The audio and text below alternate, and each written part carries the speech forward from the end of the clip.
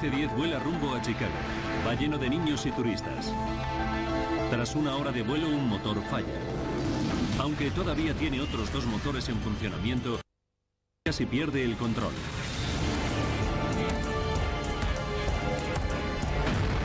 ...285 pasajeros tienen que efectuar un peligroso aterrizaje de emergencia en Sioux City. ¿Por qué el simple fallo de uno de los motores acabó en un accidente? Ahora, mediante avanzadas simulaciones por ordenador, desvelaremos lo que falló exactamente en el vuelo 232. Los desastres no ocurren sin más. Son una cadena de sucesos críticos. Aquí desentrañaremos sus claves e iniciaremos la cuenta atrás hacia esos segundos catastróficos. Segundos catastróficos. Aterrizaje de emergencia en Sioux City, Colorado. Denver. Aeropuerto de Stapleton, 19 de julio de 1989. Conocida como la Puerta de las Montañas Rocosas, la ciudad de Denver es el punto de partida de vuelos con destino a todo Estados Unidos. De su aeropuerto despegan cada día más de 1.300 aviones con 75.000 pasajeros. Estamos en plena temporada alta veraniega y Stapleton está lleno de turistas y viajeros de negocios.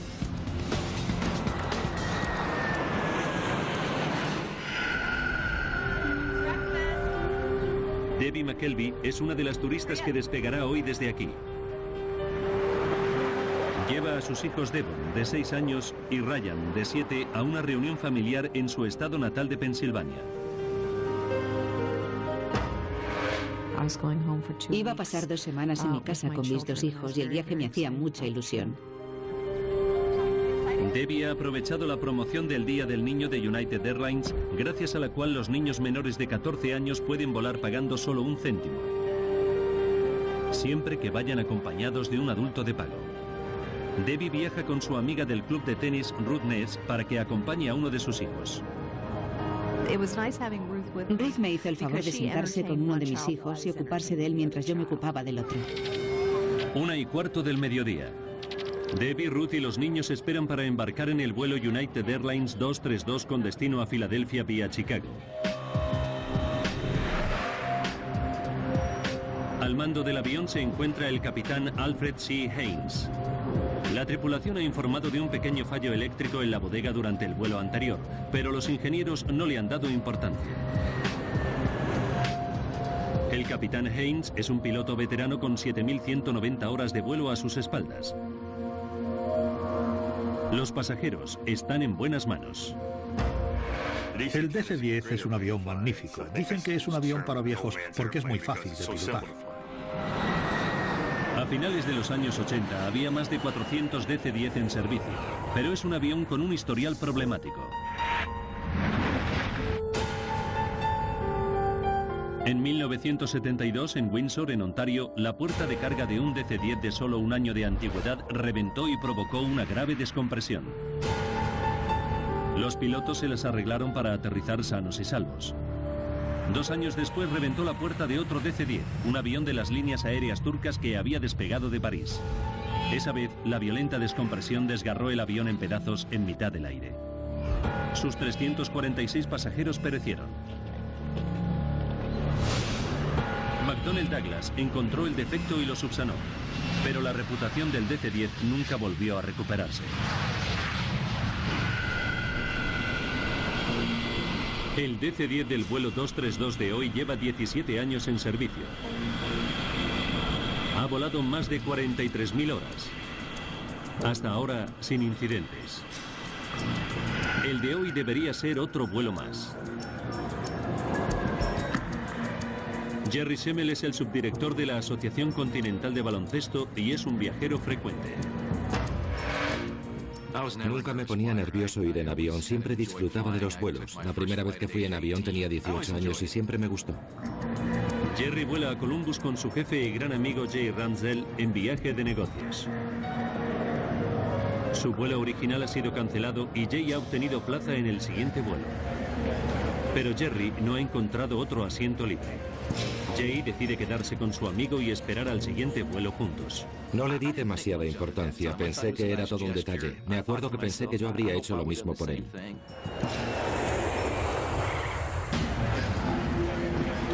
Finalmente, tras 6 horas y media de espera, Jay y Jerry consiguen plazas en el vuelo United Airlines 232 a Filadelfia.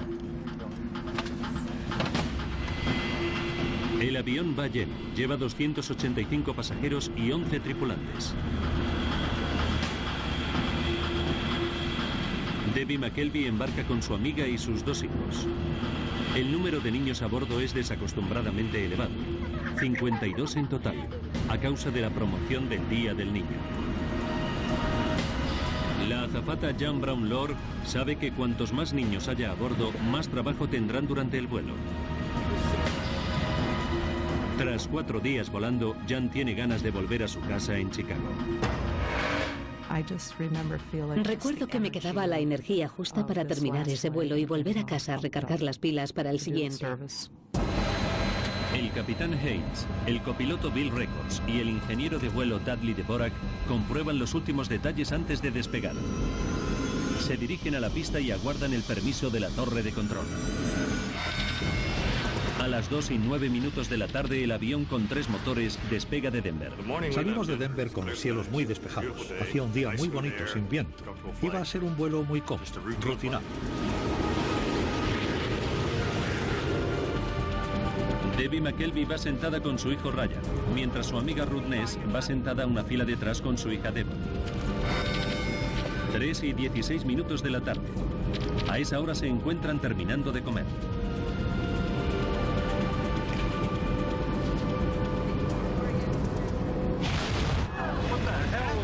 De repente, una violenta explosión sacude el avión.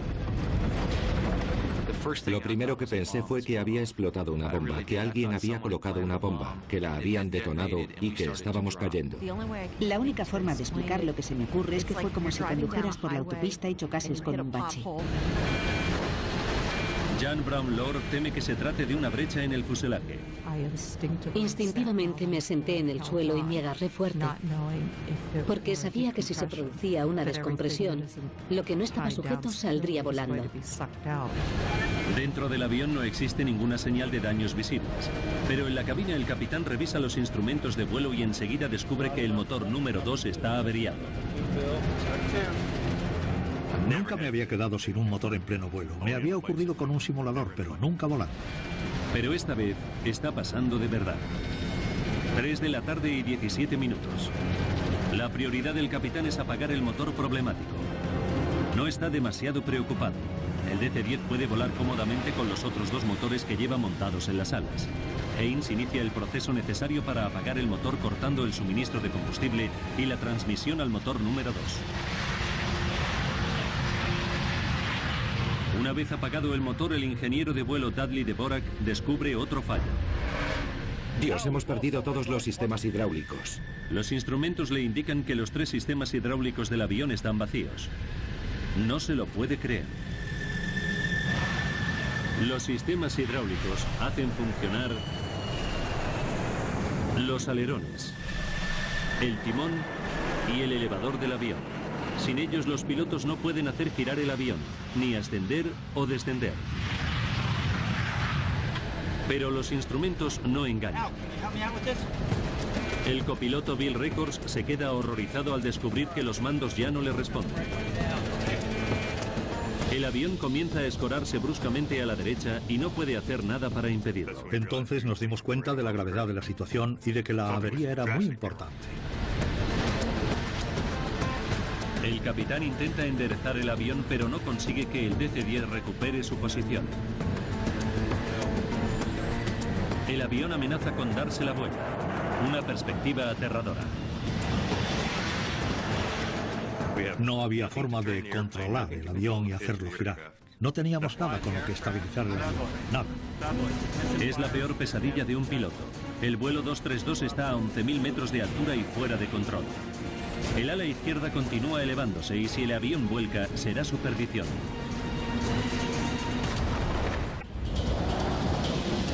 El vuelo 232 de United Airlines se mantiene con solo 2 motores.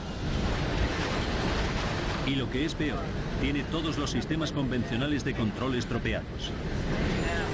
A pesar de los esfuerzos del capitán, el avión está a punto de volcar. Los pasajeros ya están notando que el avión se está escorando vertiginosamente. Mi hijo, que ya tenía 7 años y medio y siempre ha sido muy observador, me dijo que notaba que algo no marchaba bien. Se notaba como el avión se echaba a un lado. Sentías físicamente la sensación de que el cuerpo se te inclinaba hacia la derecha. Era una sensación muy poco habitual. 3:18 de la tarde. El ala izquierda está tan levantada que el avión vuela totalmente escorado. El piloto sabe que es cuestión de segundos que vuelque y pierda el control. Solo le queda recurrir a un viejo truco. Si falla, será el final del avión. Disminuí el impulso de un motor y aceleré el otro a toda marcha para ver si ayudaba. En una apuesta desesperada por estabilizar el aparato, Haynes trata de ajustar la potencia relativa de los dos motores que le quedan. Cuando el motor derecho marcha a más velocidad, el avión se escora a la izquierda y viceversa.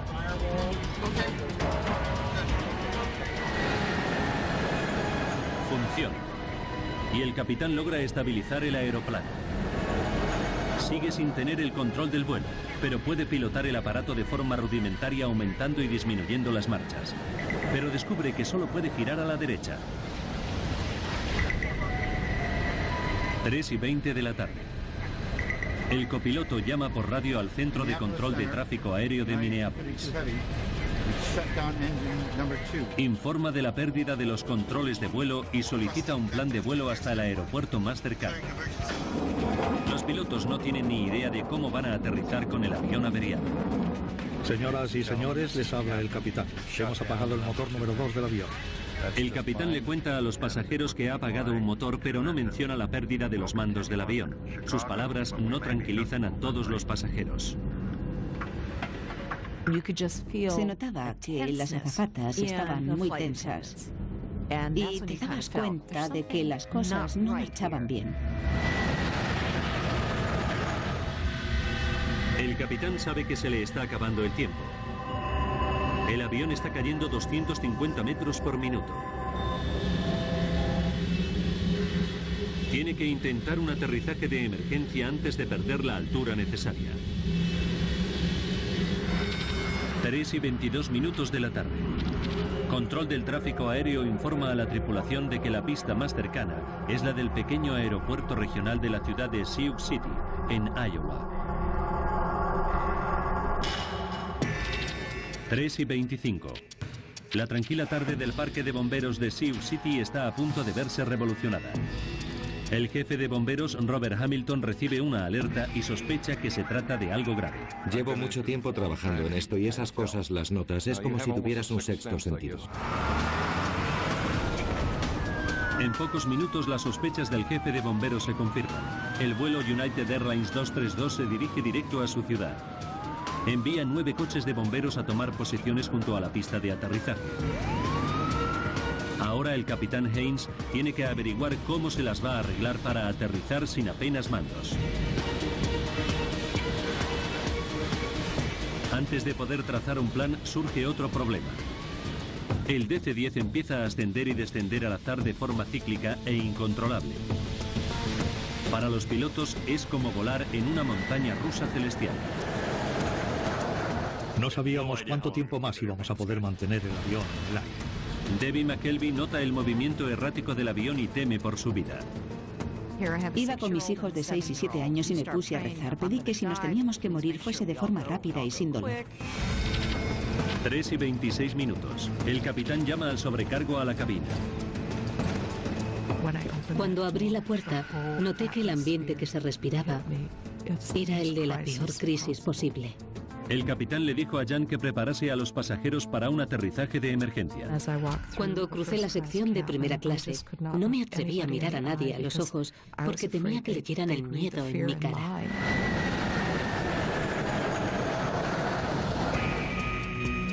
Denny Fitch es un piloto de entrenamiento de DC-10 que vuela de vuelta a casa tras una sesión como instructor. Sabe que algo marcha mal y ofrece su ayuda. 3:29 de la tarde. Lo que Denny descubre en la cabina le deja paralizado. Era una escena asombrosa. Ambos pilotos estaban aferrados con fuerza a los mandos con los tendones de los antebrazos tensos por el esfuerzo y los nudillos blancos de tanto tirar. Como piloto de entrenamiento experto, Denny Fitch está preparado para cualquier emergencia, pero nunca se ha enfrentado a nada semejante.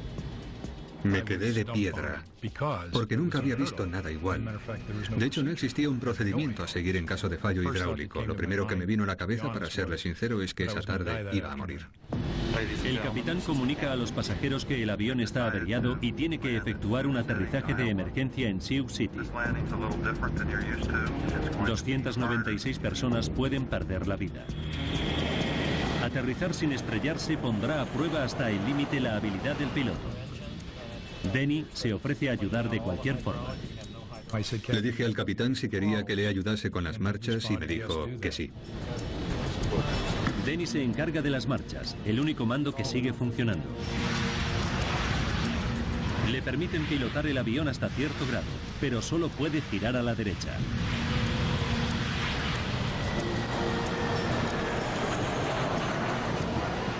Se convirtió en el cuarto miembro del equipo porque nos ofreció su ayuda y estaba dispuesto a colaborar de cualquier forma. 3 y 48 minutos y el DC-10 todavía se encuentra a 10 minutos de Sioux City y está perdiendo altitud. Llega la hora de enfrentarse a lo inimaginable. En unos minutos, los pilotos tendrán que aterrizar sin mandos con un avión de 165 toneladas. Las vidas de los 285 pasajeros están en sus manos.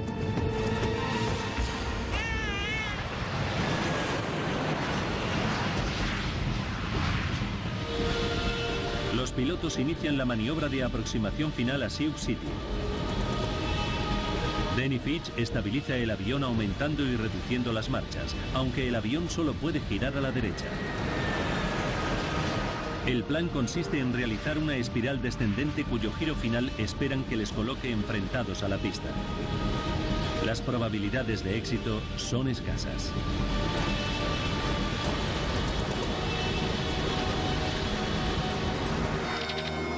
Tres de la tarde y 50 minutos. La azafata Jan Brown-Lord imparte las instrucciones de seguridad finales. Tenía a los pasajeros en la palma de la mano. Se habría podido caer un alfiler. Jan presta especial atención a los 5 bebés que por su tamaño no disponen de asiento propio. Las instrucciones oficiales no son específicas, pero la norma vigente en ese momento en United Airlines es sujetar a los niños en el suelo durante el aterrizaje de emergencia. Jan se siente muy nerviosa al respecto, pero tiene que ceñirse a la normativa. Todavía se me pone la carne de gallina cuando pienso que tuve que decirle a los padres que pusieran a sus bebés en el suelo y los sujetasen. Cuando los pilotos se acercan a Sioux City, son conscientes de la responsabilidad que tienen entre manos. Dependían de mí 296 vidas, literalmente. Nunca me he sentido tan sobrecogido por una responsabilidad en mi vida. Como no tiene frenos, el DC-10 necesita una pista muy larga. Control de tráfico aéreo les asigna la pista 31, que mide 2.700 metros y es la más larga de Sioux City. 3 de la tarde, 52 minutos. Denny Fitch sitúa el avión en el último círculo de su espiral. Sabe que el avión averiado no podrá recuperar la altitud para intentarlo por segunda vez. Era la única oportunidad. Había que conseguirlo aquí y ahora.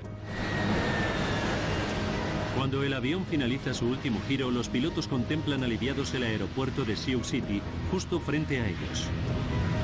Pero hay un problema. Se trata de la pista equivocada. Teníamos una pista delante y poco tiempo. Era ahora o nunca. La pista 22 es mucho más corta que la 31 y está llena de camiones y ambulancias. Cuando nos dijeron que se había cambiado la pista 31 por la 22, no tuvimos más que un par de minutos como mucho para efectuar los cambios necesarios. 3 de la tarde, 59 minutos. Los coches de bomberos se apartan de la nueva pista donde va a aterrizar el DC-10. Nosotros en ese momento lo único que podíamos hacer era tratar de encontrar la posición ideal para enfilar esa pista de aterrizaje. El capitán ordena a los pasajeros que se inclinen sobre el regazo. En cuanto les pedimos que se agachasen, fue como una brisa soplando sobre un campo de trigo. Todos adoptaron de inmediato esa posición. No paraba de pensar que había llegado el momento final. Le pedí a mi hijo que bajase la ventana porque no queríamos ver cómo se aproximaba nuestro fin.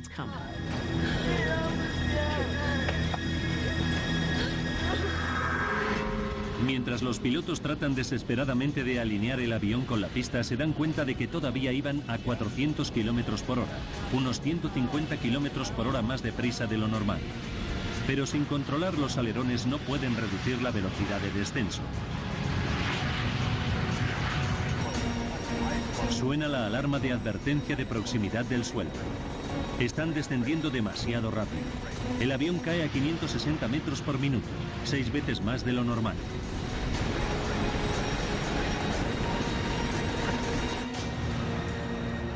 En tierra, los periodistas se apresuran a coger sitio para cubrir la noticia. Son las 4 de la tarde. Y unos segundos antes de aterrizar, el morro y el ala derecha se inclinan hacia abajo. Si aterriza en ese ángulo, el avión se partirá. Impulsamos ambos motores a máxima potencia para ver si podíamos levantar el morro.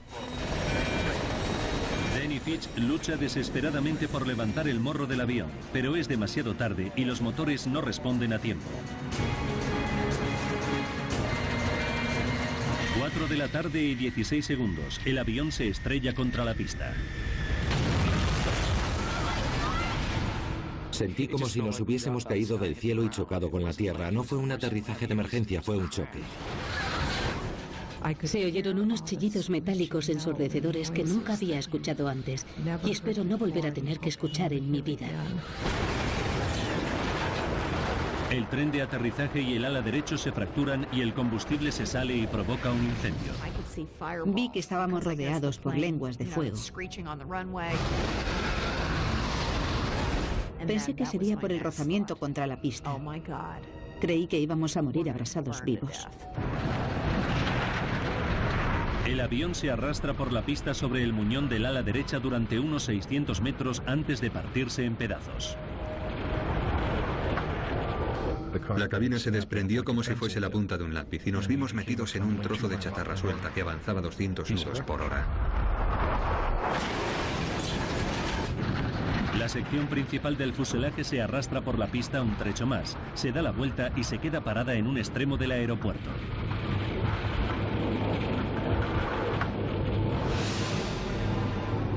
El avión ha quedado dividido en 3 secciones principales: la cabina, la cola y la sección intermedia de pasajeros.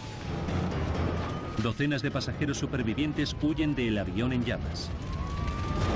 Los bomberos y las ambulancias se apresuran a socorrerles. Los equipos de rescate se enfrentan a un espectáculo dantesco de muertos y heridos.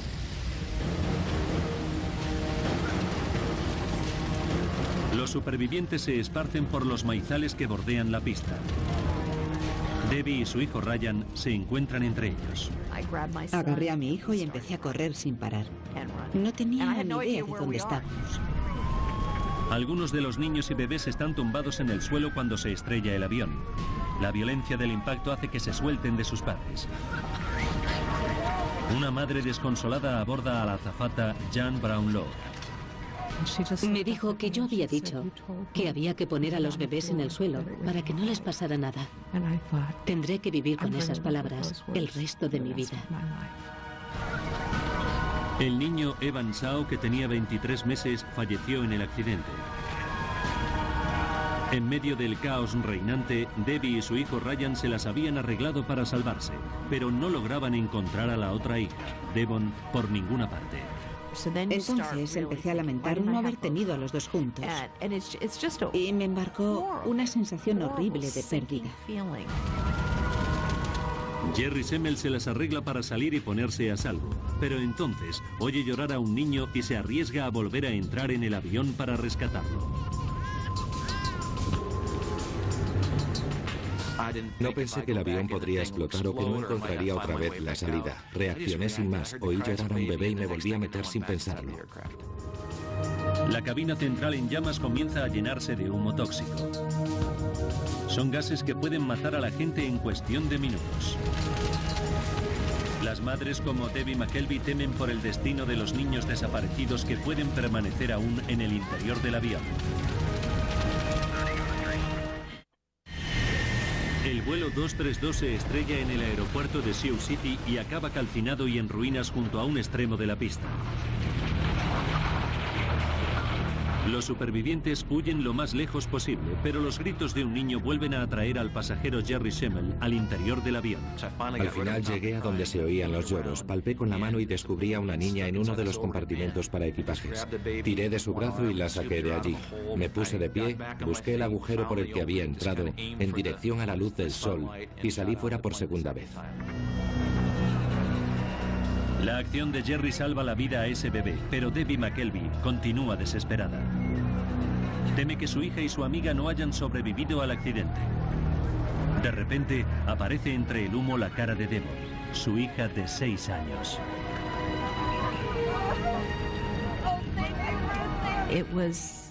Cuando supe que estaba bien, me llevé la mayor alegría del mundo. Mientras los pasajeros escapan del siniestro, el capitán Hein y la tripulación de vuelo permanecen atrapados en la cabina. El morro del avión se ha enterrado en la tierra blanda junto a la pista. Es el último sitio al que acuden los equipos de rescate. Tienen que usar una carretilla elevadora y equipo para cortar los hierros retorcidos. Tardan 30 minutos en llegar hasta los pilotos. A las 5 de la tarde rescatan a los 4 pilotos gravemente heridos, pero vivos. Recuerdo que me dieron una palmada en el pecho y me dijeron que no había pasado nada, que me habían salvado y que estaba bien. Y me sentí enormemente aliviado. El avión continúa ardiendo durante más de 2 horas.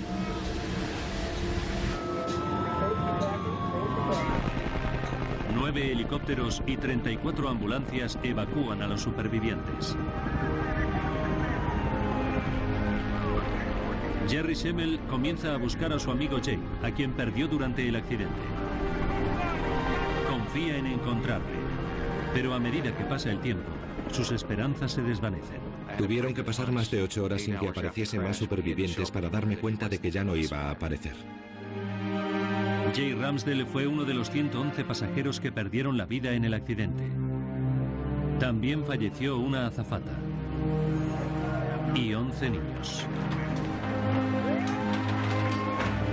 Pero lo importante es que sobrevivieron 184 personas, aunque para los pilotos cualquier cifra de muertos es una tragedia.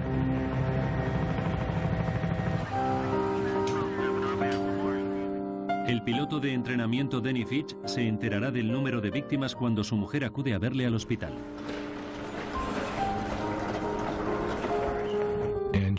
Empezó a llorar porque se dio cuenta de que yo no sabía la verdad. Habían muerto 111 personas. Como la vi llorar, se lo pregunté y me lo contó. Estuve 3 días llorando sin parar. No podía dejar de llorar. Me partió el corazón saber que había dejado a tanta gente detrás. Había estado dispuesto a morir por ellos, no quería que murieran. Haynes y los otros pilotos están decididos a sacar conclusiones positivas del accidente. La tripulación y de hecho toda la industria aeronáutica se han puesto a investigar de inmediato las causas del accidente para que nunca se vuelva a repetir.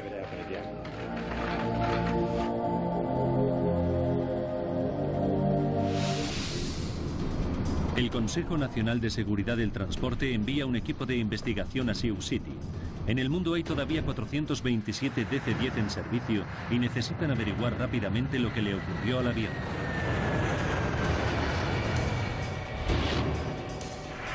Al frente del equipo que analiza la estructura del avión se encuentra Frank Hildrup.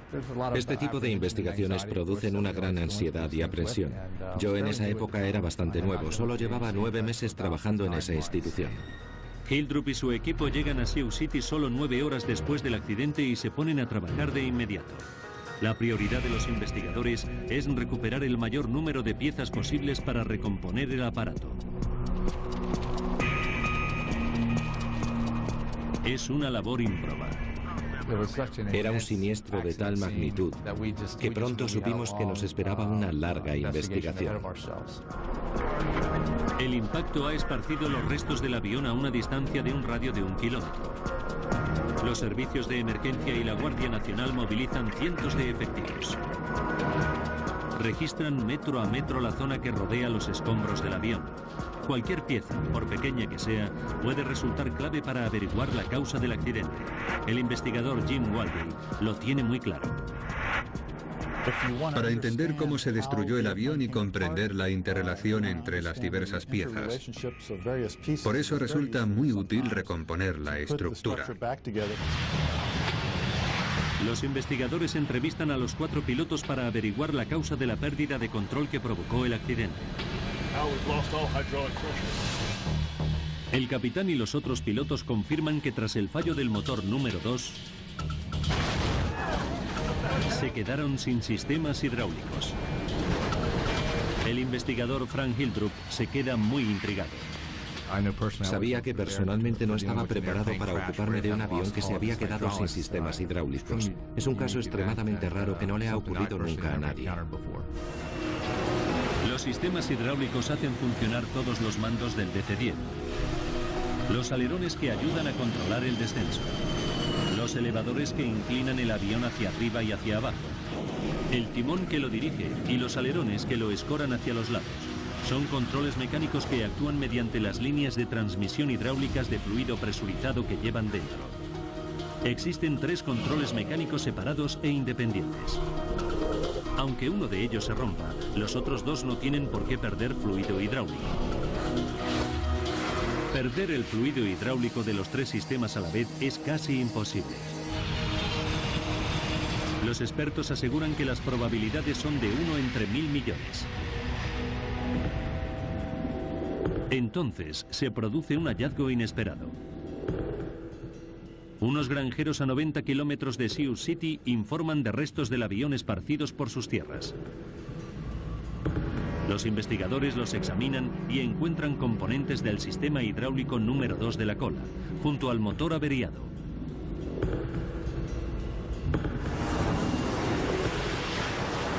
Mediante la trayectoria de la nave, el equipo calcula exactamente cuándo se desprendieron del avión. Descubren que ocurrió a las 3:16 minutos, justo cuando se escuchó la explosión del motor que falló.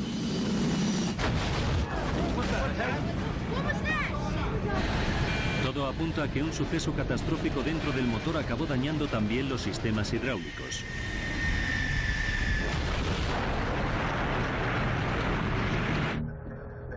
Vuelven al avión siniestrado y examinan cada milímetro de sus líneas hidráulicas.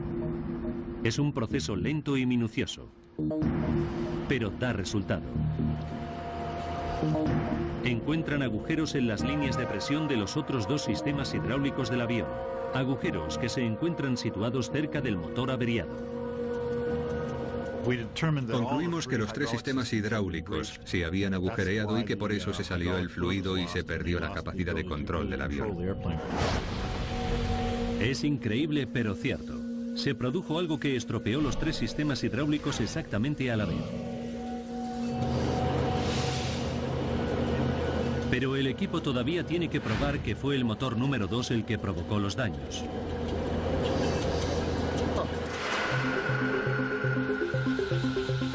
Inspeccionan las perforaciones con un escáner microscópico y encuentran rastros diminutos de titanio. El titanio se emplea para fabricar piezas aeronáuticas clave porque es muy duro y muy ligero. En el DC-10, el único titanio que existe cerca de la cola es el del interior del motor número 2. Y cuando los investigadores reconstruyen dicho motor, encuentran una nueva pista que confirma su teoría.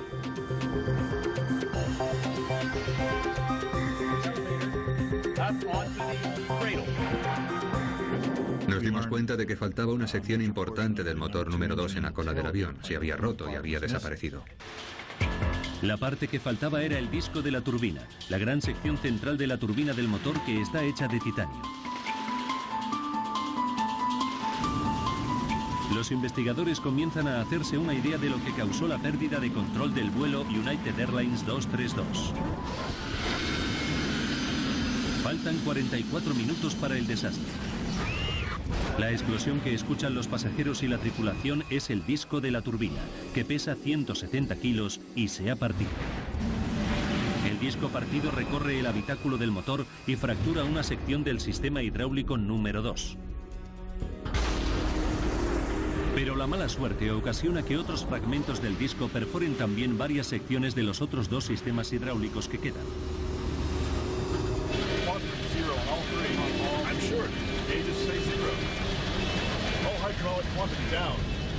Faltan 42 minutos. El avión pierde todos los controles de vuelo.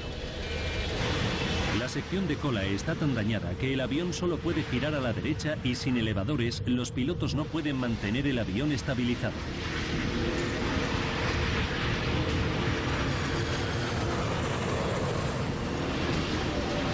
Pero los investigadores todavía no saben por qué se partió el disco de la turbina.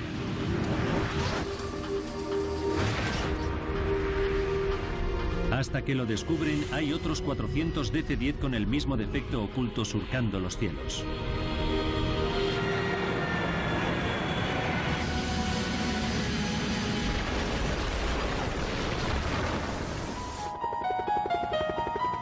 Tienen que encontrar y examinar la pieza del disco de la turbina que falta.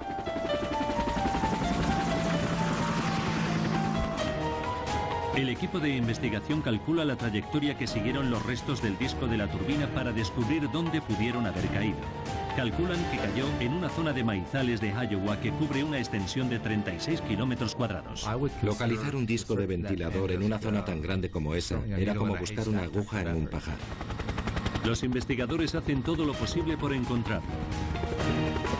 Rastrean la zona con 3 helicópteros, pero los maizales de 3 metros de alto ocultan todo lo que hay en el suelo. Incluso despliegan cámaras de rayos infrarrojos para tratar de buscarlo.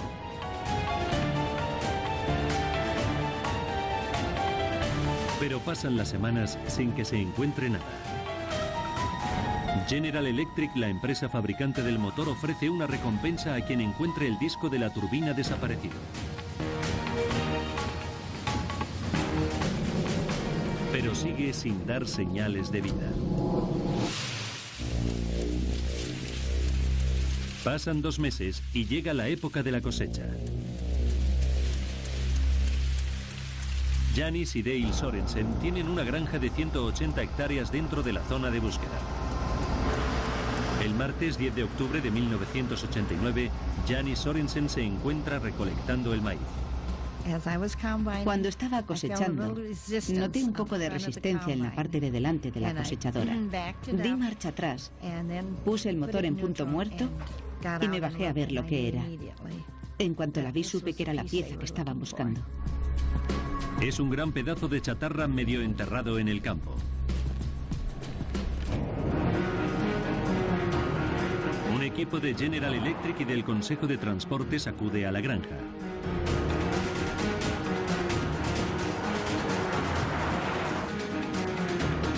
Dale y Janis les ayudan a desenterrar la pieza.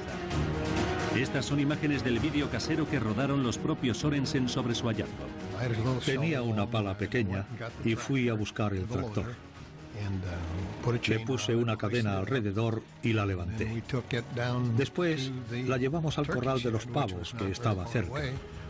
Allí había agua caliente, así que la lavamos hasta que quedó reluciente. Los investigadores enseguida confirman que se trata de la pieza de la turbina del avión siniestrado. Después hallan otra pieza cerca de allí. Juntas bastan para recomponer el disco de la turbina completo. Janis Sorensen se entera de que su descubrimiento puede encerrar la clave de la causa del desastre. Me emocioné mucho. Incluso solté alguna lágrima. Fue una mezcla de ilusión por el hallazgo y de lástima por la gente que había muerto. Janice y su marido recogen la recompensa de 100.000 euros que ofrecía General Electric y luego la donan a la caridad.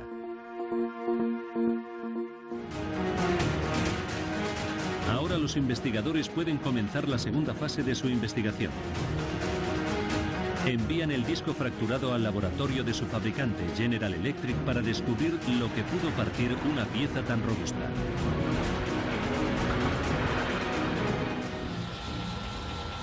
Gene Wildey, experto en metalurgia, examina el disco de la turbina comenzando por la línea de fractura principal por donde se partió.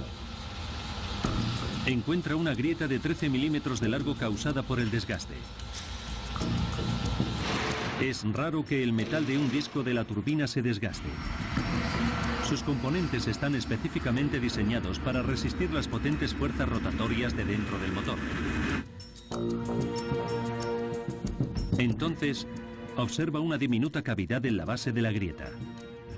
Tenía un diámetro máximo 20.000 veces menor que 1 centímetro. Cuando examina más a fondo la cavidad, descubre que el metal que la rodea parece descolorido. Toma una muestra del área sospechosa para efectuar algunas pruebas. Lo que descubre asombra al equipo de investigación y conmociona a la industria aeronáutica mundial.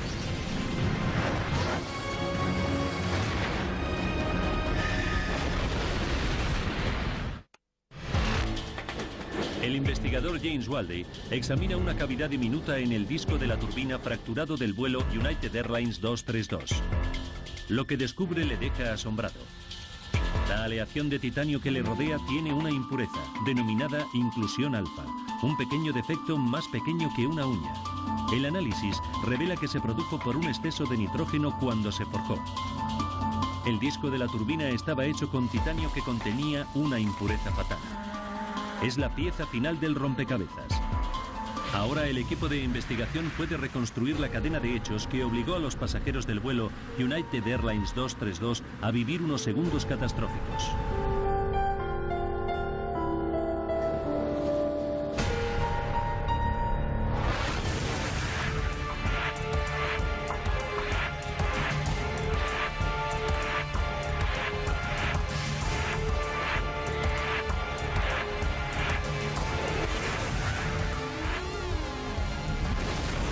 Que el disco de la turbina del DC-10 rotaba a 3.800 revoluciones por minuto, la enorme presión aumentaba la grieta que se había iniciado en el metal impuro.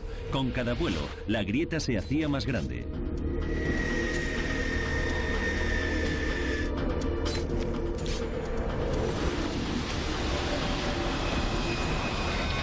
Faltan 44 minutos para el desastre. 19 de julio de 1989. El disco de la turbina lleva en servicio 17 años y 15.503 vuelos.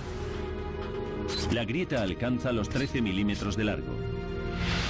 El disco de la turbina defectuoso ya no puede soportar más la presión de la rotación y se parte en dos. Los daños provocan que el DC-10 sea prácticamente incontrolable. Durante los 40 minutos siguientes, los pilotos luchan por mantener el avión en el aire.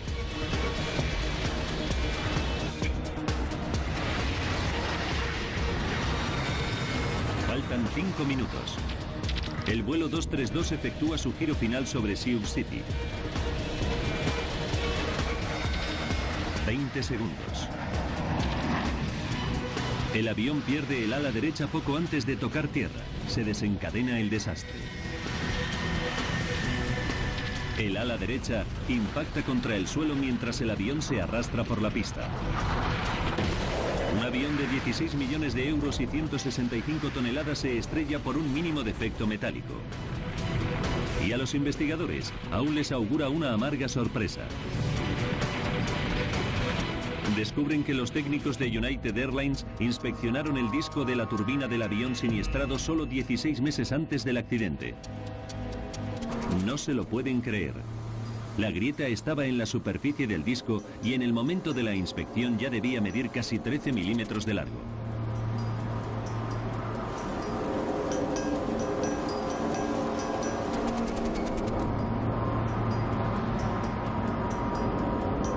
El disco había sido inspeccionado antes del accidente. Se tenía que haber detectado la grieta entonces porque tenía un tamaño considerable, pero no se detectó. El informe del Consejo de Transportes determinó que la grieta no se detectó debido a un error humano. El informe declaraba que United Airlines había seguido la normativa en materia de inspección y cumplía con todas las regulaciones del sector. Y citaba el factor humano como un problema de la inspección de motores extensible a toda la industria aeronáutica. A consecuencia del desastre de Sioux City, la Autoridad Federal de Aviación mejoró los procedimientos de inspección de motores. También exigió que se realizaran cambios en los sistemas hidráulicos del DC-10.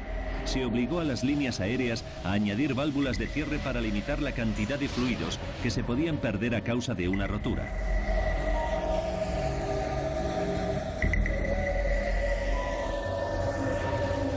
Pero hoy en día, los niños que viajan en brazos siguen colocándose en el suelo durante los aterrizajes de emergencia. Desde el accidente, Jan Brown Lord ha hecho campaña para que todos los niños tengan asientos asignados y cinturones de seguridad. Nunca ha olvidado al niño Evan Shaw, que perdió la vida delante de sus ojos.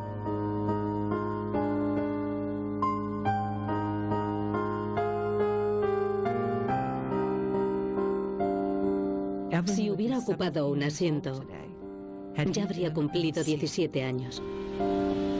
Denny Fitch, Al Haynes y los otros pilotos recibieron premios por su extraordinaria profesionalidad y valor. Jerry Schemmel, que ahora tiene sus propios hijos, nunca olvidará que está en deuda con los pilotos. Me he acordado de ellos todos los días durante los últimos 16 años. Creo que no habría sido posible tener una tripulación mejor. Las medidas de seguridad que resultaron del accidente de Sioux City no solo transformaron la seguridad de los DC-10, sino la de todos los aviones de pasajeros en general.